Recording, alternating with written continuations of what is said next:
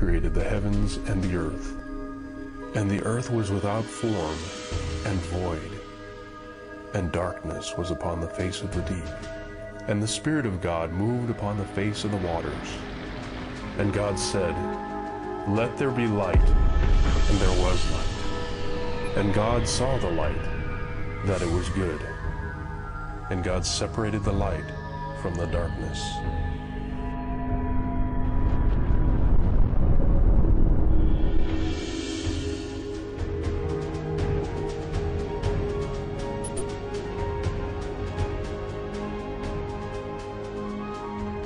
And God said, "Let the waters under the heaven be gathered together in one place, and let the dry land appear."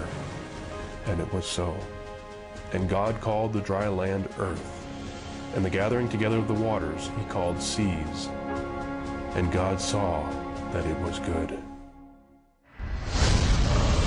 We are living in the last days. The deliberate and deadly attacks were more than acts of terror.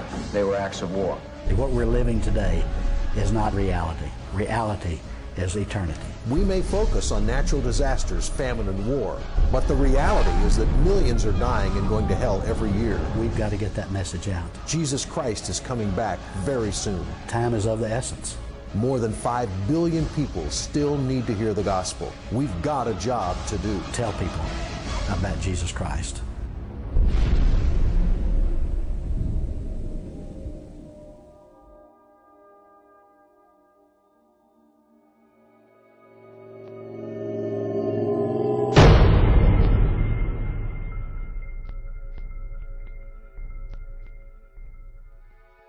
You know, for me, it was something new. I'd never been to that area of the world. There's an urgency. We need to be spreading the gospel to people.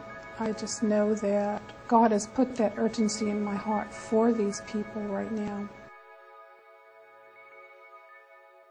Chiapas is divided into 2 zones. There's a Hispanic side that runs along the Pacific coast, and then an indigenous area, and I actually started working in the Hispanic side. We started a lay church planting institute there, and as I was seeing what the bridges and barriers were for that movement, I noticed that there was many, a whole other world of indigenous people.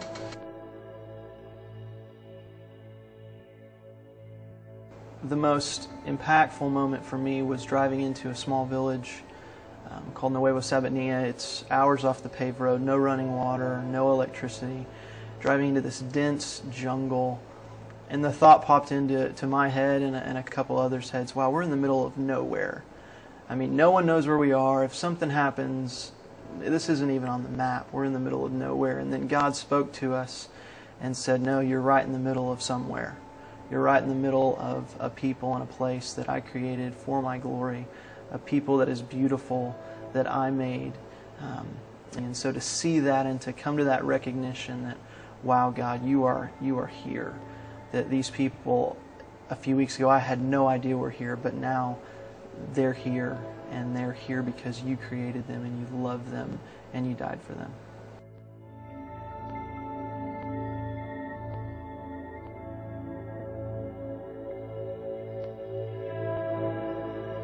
God really burdened our hearts to help those people with their humanitarian needs, with their physical needs. We felt like we couldn't go and just tell them about the Lord and then just leave them there with all the illness and sickness and dying. And so that's a tangible way that we can show the love of the Lord. I'm the pastor of Willow Bend Church in West Plano, and it's been my privilege to work with Sergio in Chiapas since about 2002. We want to develop leaders. We don't want to go down and build buildings. We want to build leaders and that can reach their own people. And we want to partner with them, pray with them, help to equip them. We want to cheerlead for them and encourage them in doing what God's called them to do. We know this is God's heart, to reach the unreached peoples of the world. He told us to go. And we have aligned ourselves with East West for that very reason, because the mission statement of East West is to equip nationals to reach their own people and to come alongside them in that way.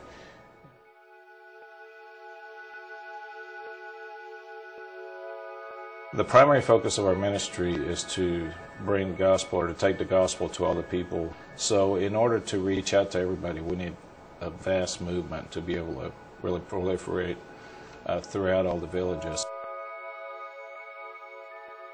Well, I think that when we reach out to people with the pure gospel of Christ, I've shared the gospel many times with people for the very first time. And there's a power of the Spirit that you can see working in people as they come to even realize their condition, their lostness, and the true joy that comes when they see what Christ has done for them and how that gives them an opportunity to be united with God again.